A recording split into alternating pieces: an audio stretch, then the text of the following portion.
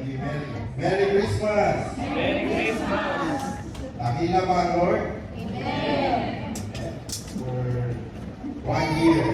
And the past years of our life, God is great. And He will always be great in our lives. God is good and faithful to all of us. Praise God to our brethren need go for a while, for vacation, to be with their family. So, why don't we stand up? Let's read all together. Our text for today, John 1:14. So let's read together with a loud voice. 1, 2, 3, go! And the Word became flesh and dwelt among us, and we beheld His glory, the greatness of the only begotten of the Father, full of grace and truth. And let's pray. Father in heaven, thank you, God, for the message, for the words, oh God, that we're going to study and learn for today. Father, we pray that the Holy Spirit will help us and guide us to understand and it will give direction and give you life so you can apply it, Lord, as your children, as your child. Lord, help us to be able to give us to be able to lead us in Jesus' name. Amen. Praise God. So if you notice, if you are vigilant and observant, the December 15th, we only focus the birth of our Lord Jesus Christ. You know, divert any topic, talk about the star, although they are part of this great event in the history. So the first Sunday, if you notice, we talk about the unique birth of our Lord Jesus Christ. Just a quick recap. So, supernatural, scarcity of His birth, the sight of His birth. The next one is Christmas. It's all about God Himself. God's love, God's generous heart, God's provision. Christmas, the third one, the last one, is, the previous Sunday. Christmas is all about salvation, purpose, and God's grace in our lives. So, I want you to remind that this important event in the human history is not about something else or so and so, because people may they want to commercialize this kind of important event. So we must be careful that this particular event is for the Lord alone. It's not for something else or someone else. So that is why I just want to focus more on, anyway, all the preaching is focused on God. But I want you to understand that Christmas is all about God. So the topic for today and the title for this preaching, Christmas is all about the goat. But don't get confused. You might say, oh, the goat, yun yung nasa kalimutan. But the goat meaning the greatest of all time. It's an acronym. So it's not bad at all. There's a great meaning why I put it there. The goat, the greatest of all time. His name is Jesus Christ the Lord. Do you agree? Amen. So he's the real goat, the Lord Jesus Christ. So I don't want to delay. The first point is that the greatest gift is eternal life. That is why Jesus is the goal. The Lord gives us the greatest gift. Do you know that? It's the greatest gift. Do you believe in that? Do you believe in that? Amen. Because if you really believe, you will boldly say, yes, Pastor. But I try to say, yes, we have life. Maybe we, for our new brethren, maybe you will ask, what life is? Are you talking about, Pastor? Ano bang pinagsasabi ko? Buhay naman ako. Yes, physically, we are alive. But spiritually, if we don't have Jesus Christ, if we don't have relationship in the Lord Jesus Christ. A certain person is spiritual. That's the truth, brothers and sisters in Christ. So that is why if you really understand the deep meaning of Christmas, of resurrection, of His call, the legacy of Christ, you will truly say, "Nakita ka, Lord."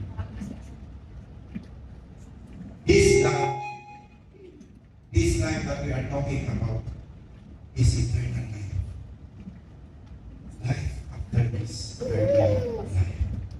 So even if you are here on earth, you will also experience the life that God has promised to us, the abundance of His grace. What I'm trying to say is, even if you are experiencing suffering, troubles, difficulties in life, you will still keep on moving forward by the grace of God. Spiritually speaking, we are living an abundant life. Amen. I'm not talking about money, possession, and all material things. Masyadong mababaw yun. Why? Because the Bible says so. What shall profit a man if he gains the whole world in gift for feet or loss his soul? Can you imagine the value of your soul? Can you imagine the value of your soul? It cannot even equate the full amount of this material things. What does it profit a man if he gains the whole world and yet forfeit or lose his own soul? That's how valuable your soul is. Last night we are so blessed because there is one sister who accepted the Lord as a Savior and Lord. And we all know that for one single soul, there is a great rejoicing, as one mentioned in Gospel of Luke, in heaven. That's how valuable your soul is, our soul. Ating kaluluwa. Hindi ako mag-iwan marata. Ganun po kahalaga ang ating kaluluwa. Kasi kung hindi pa sila mag-rejoice, bakit pa sila mag-party kung sa term natin ngayon, sa heaven? Angels are rejoicing. There is a great rejoicing in heaven. So that's how valuable our life is, our soul is. This is the life that I'm talking about. The greatest gift of all time is eternity. Not car, not material, not iPhone, the latest one. No. Nothing wrong if you can afford to give, then give. But this is not about material stuff. The greatest gift that God has given to us is eternal life through His Son, Jesus Christ. Through His Son. In Him was life, and the life was the light of heaven. So without the Lord, understand this, kung wala ang Panginoong Jesus sa buhay natin, whether you like it or not, doon ka na pabilang sa kaliliman. Yes. I think there's a movie before, sabi ni Pastor Rolly ba yun? There's a movie or a song, Pilong tayo sa piling. And that's true. Ginawa talaga ng pilong. Hindi tayo yung mag-effort. But tinanggap ko si Lord Pastor, yes, you decide. Because the Holy Spirit speaks to you through the Word of God. Somebody shared the gospel of Christ. That's why you realize, you think, tama yun na. It's the work of the Holy Spirit why we decided to accept the Lord Jesus Christ. The Holy Spirit helped the leper speak about this eternal destiny. The Holy Spirit helped the leper speak about His eternal blessing. So don't you ever say na ganito siya, pastor, o ganito siya, hindi siya, wala siya sa pag-iisip. We could say there is an exception. But for all of us, na mayroong ability, there is accountability. Na marunong na tayo mag-decide what is right and wrong. There is no such thing as an excuse. You and I knows, there's a creator. So, the Lord Jesus Christ gives us the greatest gift, and that is eternal life. So, a man with Jesus is equals to life multiplied by life. This is only my own way of explaining to you guys. Because without the Lord, we are really spiritually dead. Without Jesus, that's the truth. That is why we are encouraging you to share the gospel of Christ, because we really don't know when is the last time for each and every person here on earth. Do you know? I don't know. When is my last time? When is your loved one's last time here on earth? Ano ba sinasabi ng mga pastor? Karoon ba tayo ba ng sense of urgency? Hindi ko maji-maji ka lang. So if you have this sense of urgency, matyaga ka talaga ng masishare, mag-i-remind sa kamag-anak mo. Hindi ka na.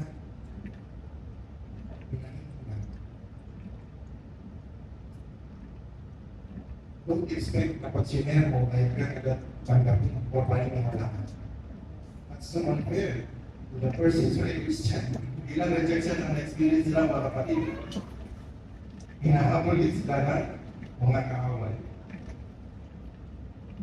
Just like, so, hindi ang ibigay na po. Gusto niya patayin ang Christian. Kasi ayaw niya mag-spread ang message na gospel. When we receive the Lord Jesus Christ, it gives us direction, not perfection. This is during sanctification. So we have a mentality that it gives us that your direction is towards heaven. We are bound to heaven. Don't you ever entertain that I do this because I want to be perfect. It won't happen, believe me. But I'm not saying, okay, wala ko maging perfect, but then I will not do good things. That is also wrong. That is why this word pursue the righteousness. It will do it. Nagkabali ka na, kahit nakalisod ka o natisod ka ni kapatid. Ipagpatuloy mo lang. Because you go out of track. Diba, alam mo yung sa trade, merong track yun, diba? Pag ito yung track mo, alam mo talaga na pupunta ka doon sa pinakadulog na VIP station. Pero kung bilis ka, iba yung direction mo. Same. Imagine. So even if nagkakabirya, magpatuloy ka pa rin. Because you know that you're bound to passion. Wala tayong excuse. Kasi si kapatid, ganito, kasi si pastor, ganito, kasi. We have all weaknesses and flaws. We are in sanctification process. We are not perfect. Anong buhay niyan, kapatid? If you keep on searching for a perfect church, and a perfect leaders, and a perfect medalist, sabi nga ni Pastor Kalundan, pag nandun ka na sa sinasabi mong perfect, magiging imperfect yung mga ito. Kasi nandun ka rin. You are also imperfect. So, that kind of mentality, and we are in a Lord for quite a long time. It's hard to say, it sounds like we are immature. I believe we are not sometimes. Because our life is is destined to progress spiritually. We are not destined to go down. We are destined to go up. But going up, there are struggles, there are challenges. But it won't stop us. Because we have the Lord in our lives. His grace is not what drives us. His greatness. Please understand that it's important. The greatest gift that we ever received is not Caldero, it's not during exchange gift. And sometimes exchange gift, it makes us nakakalungkot. Minsan, iba nalulungkot. Kasi they receive the same gift. Like 2 years ago. Kandila pa rin daw. Sabon pa rin daw. Tuwal.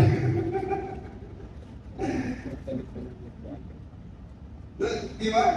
Ayaw sa experience when I was a kid. Ang laki ko na-receive ko minsan, chicharon. Ano ba ito? Chicharon. Pero bata pa tayo na. Dapat pa-straight din talaga tayo. But we encourage ourselves. The greatest gift is not an material gift. Amen. The greatest gift is eternal life in Christ. When we say eternal life in Christ, para pag natalisan tayo paglabas, hindi natin makalimutan. Eternal life in Christ. Eternal life in Christ. Wala nang pwede magbigay nun, kapatid. Hindi ang amo mo, hindi ang company mo, hindi ang pamilya mo, hindi kung sino-sinong politiko, magaling lang sila mga ako, hindi yun. Best gift comes from the Lord God. That is it. Amen. Kaya if you notice some of us, if you notice some brethren, hindi nila napipil yung kapaguran, hindi nila napipil yung basically, they feel, nararamdaman nila yun. But they still continue serving the living God. Ay, hindi nila ibubot ako dinulog sa inyo. Hindi na ako yung dating ako. I am new creation in Christ. Hindi ako naging new creation dahil nagpapibigay ng kung sino ang yung mag-transport sa akin. I am new creation in Christ. Spiritually speaking, my heart is already circumcised. Pinuli ka, spiritually circumcised. Sabi ng Apostle Paul. Maayos ka sa labas, pero sa loob, bulot pa naman. Sa principle ng sinabi ni Lord sa mga Pharisee, para kayong mga litso, sa labas na kayo malinis, pero sa loob, bulot ang inyong kalooban. It should be from inside going outside. You are pure, you are clean inside. And we can only do that if we have Jesus Christ in our lives. All of us here, I believe, may Panginoon Jesus sa puso.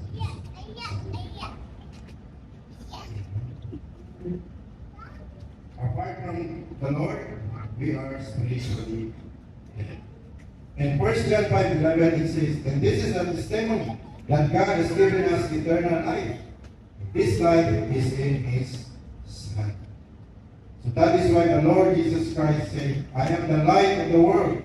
He who follows me shall not walk in darkness, but have the light of life. Can we say to ourselves, I am a bearer of light in Christ? And also encourage yourself, you are a bearer of light in Christ. Yung mga nagiging tayo spiritually, nakaka-encourage tayo sa ating mga kapatiran. Because spiritually speaking, nasa atin ang liwanag ng Panginoon Jesus.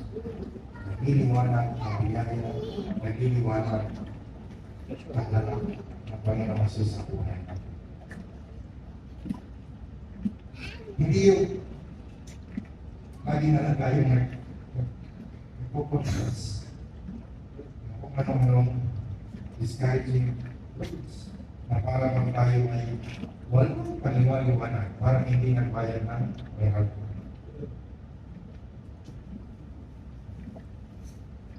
Sigurado nga, sabi nga ko, paniwala ka. So praise be to God. Because of Christmas, because of the birth of our Lord Jesus Christ, we receive the greatest gift of all time. And what is that? Eternal life in Christ. So the Lord encourages us in John 9:5, as long as I'm in the world, I am the light of the world. But physically speaking, the Lord Jesus Christ is not here right now. Okay, I mean, technically he can be anywhere.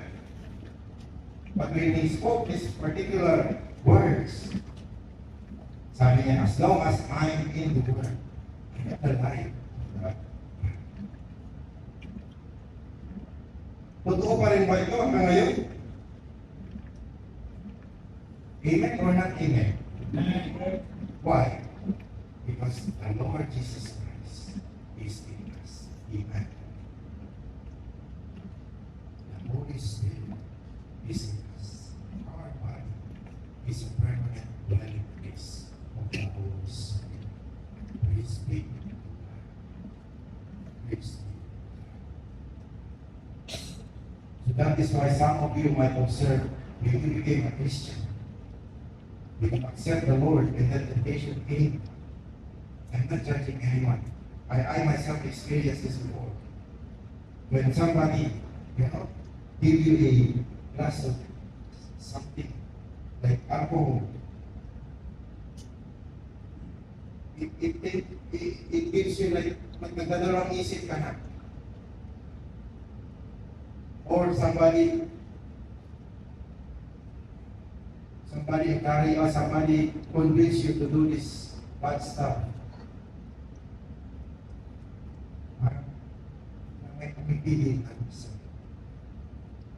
It's not conviction of the Holy Spirit.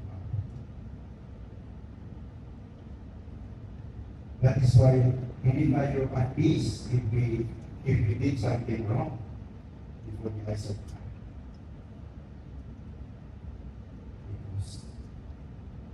We are in-agree natin ang Holy Spirit.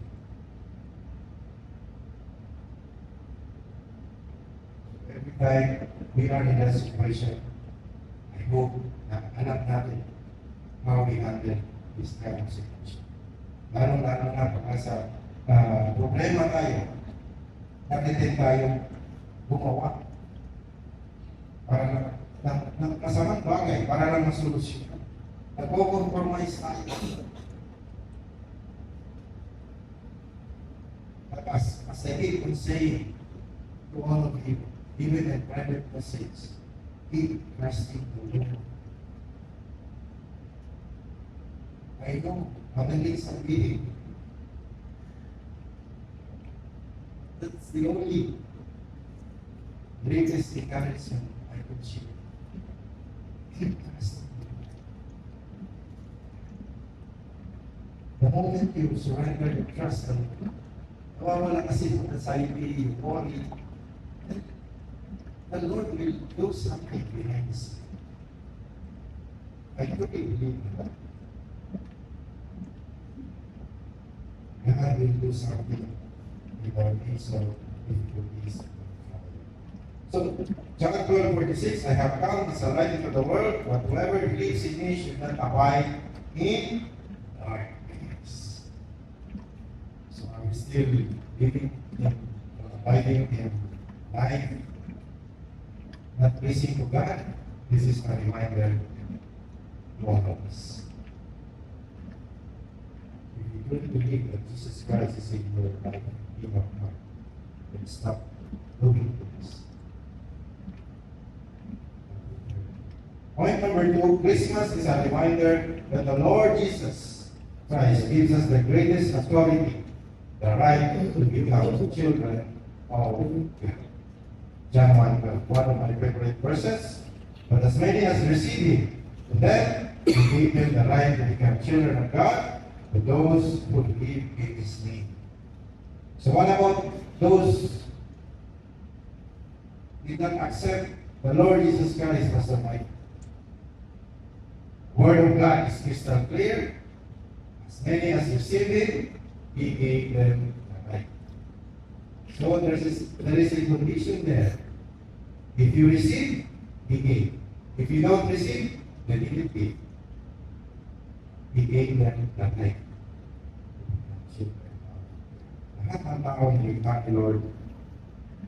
Hindi po lahat ng tao. Except if they only receive the Lord Jesus Christ.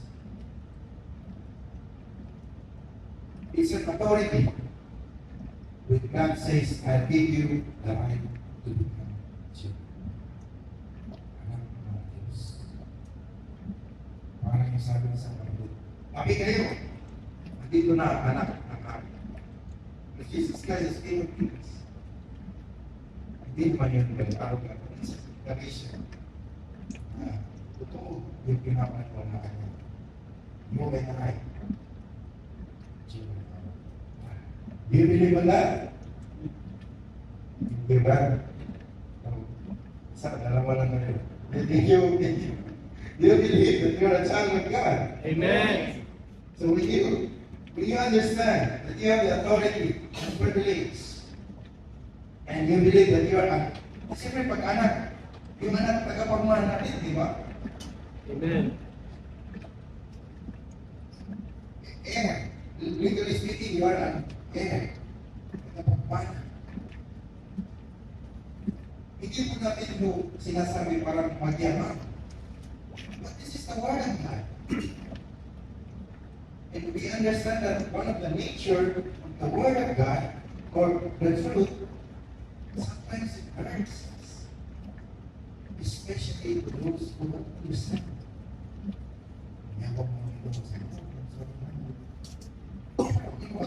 Hindi mo na po nagsasabi ito, the word of God. John 1:1.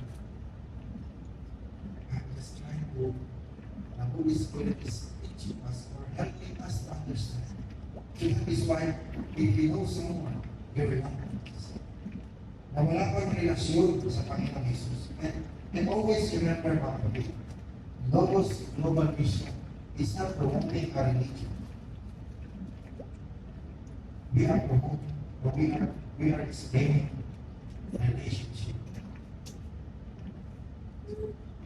If you don't understand the grace, if you don't understand the mercy of God about the reconciliation, and then lagi kang 100% sa church, hindi po relasyon niya, mga kapatid.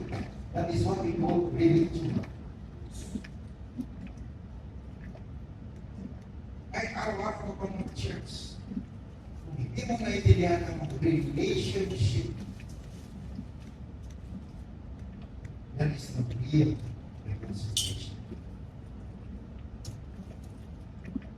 So magkaiba yun na religion and relationship. Religion is parang sumali lang sa organisasyon ng mga authority, politiko, o sa Kiwanis Club, o kung ano pa.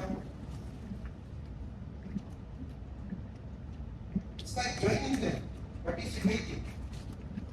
And after that, the relationship is something else. You know, a relationship with God. You are reconciled because of the Lord that God is grace and mercy.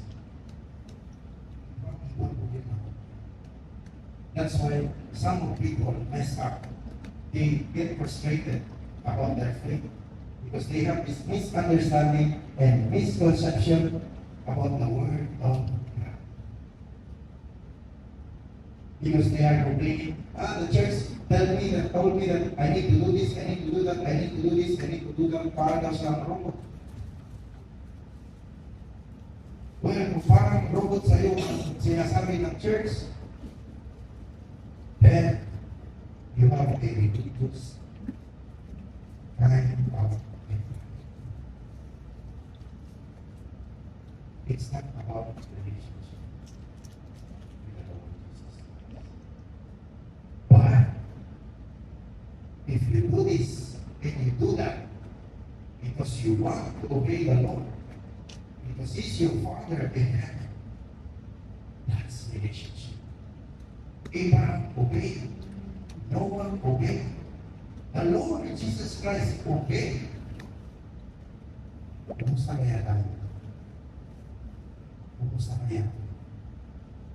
Hindi ko ako namamalas. Sometimes, nagkakalak-kalak dito ako. But I choose to obey the Lord. Because I have this relationship with God. So, that right is an authority and privilege. When we say we believe, we must trust, we rely, we adhere to that truth. Ang truth po kasi hindi talaga pwedeng baliin. Kahit anong gawin mo, hindi pwedeng baliin, hindi na siya mabali, that will stand for itself. Okay, bigyan ko kayo ng example. Pag sinabi ng ano ba yung testing sa laboratory na ito ay anak ni DNA. Pag sinabi ng DNA, 99.99 sa science kasi or sa math, pag sinabi 99.99 infinite, ibig sabihin 100% that. You notice before sa safeguard, it gives 99.99. Hindi na pwedeng sabihin 100%. Kasi same lang din yan. Ibig sabihin, when they compute that one, it gives them infinite, walang katapusan. So, pag sinabi ng DNA na ikaw, Michael, anak ka ni so and so, 99.99%, that's not true. Ano na pwede? Ano ba mo talaga? So, that is why the word, when a preacher or a pastor says something from the word, it really hurts us. Because that's the nature truth. Masakit talaga. But, if you understand, it will set you. Kaya nga si Lord Jesus Christ, pagka-preach siya sa harap ng Pharisee, ng mga religious leader, pinamaan sila parang sakit na lang yun. Masakit.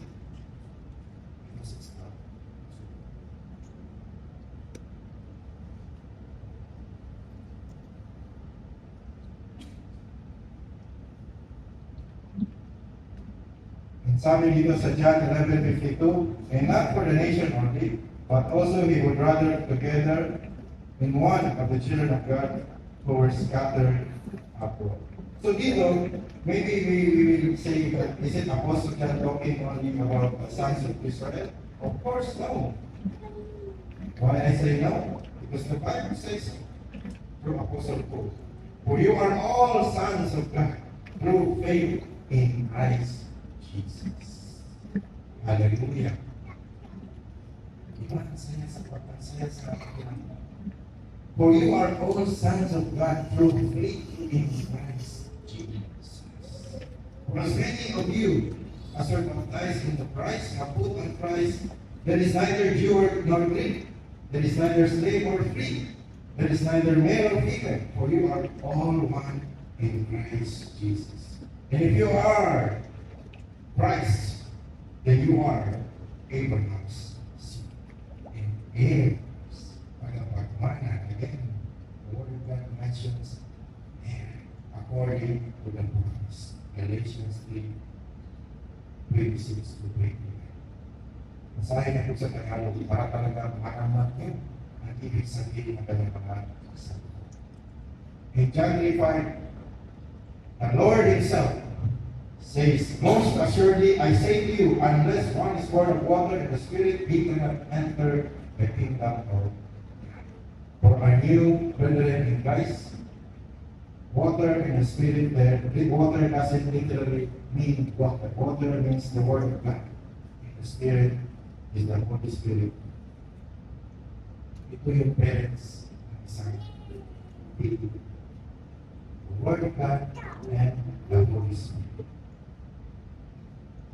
You hear the Word of God, in your heart convicted.